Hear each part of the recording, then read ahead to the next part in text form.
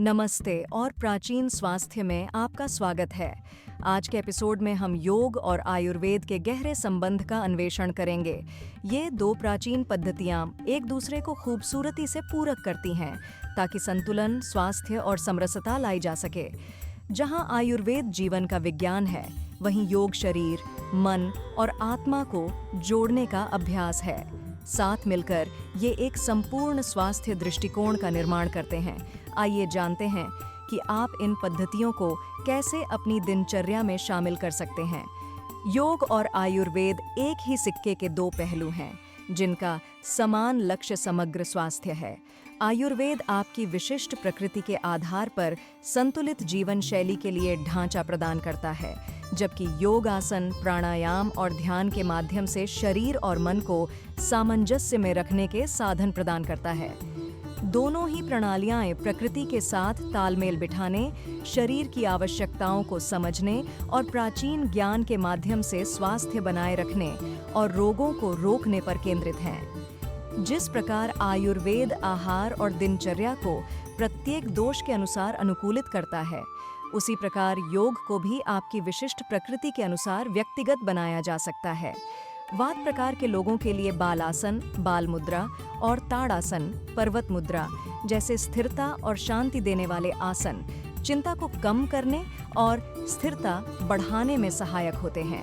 पित्त प्रकार के लोगों को उत्तान आसन, फॉरवर्ड फोल्ड और चंद्र नमस्कार जैसे ठंडक और आराम देने वाले आसनों से लाभ होता है। कफ प्रकार के लोगों को सूर्य नमस्कार और वीरभद्रासन जैसे ऊर्जावान आसनों पर ध्यान केंद्रित करना चाहिए, जिससे उन्हें स्फूर्ति मिलती है।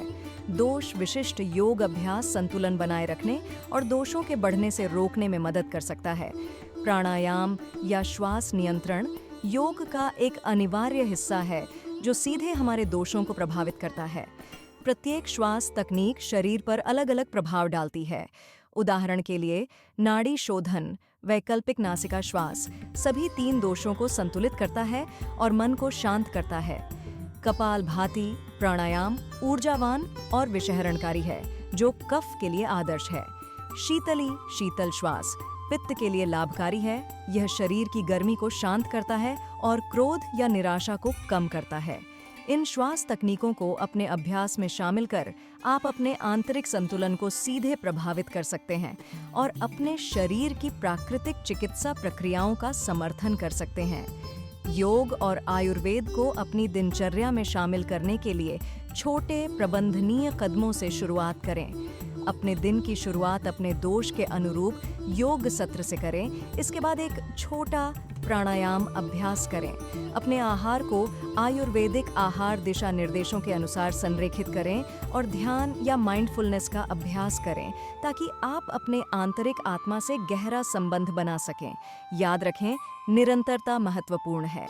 यहाँ तक कि 15 मिनट का दैनिक अभ्यास भी आपके संपूर्ण स्वास्थ्य पर महत्वपूर्ण प्रभाव डाल सकता है।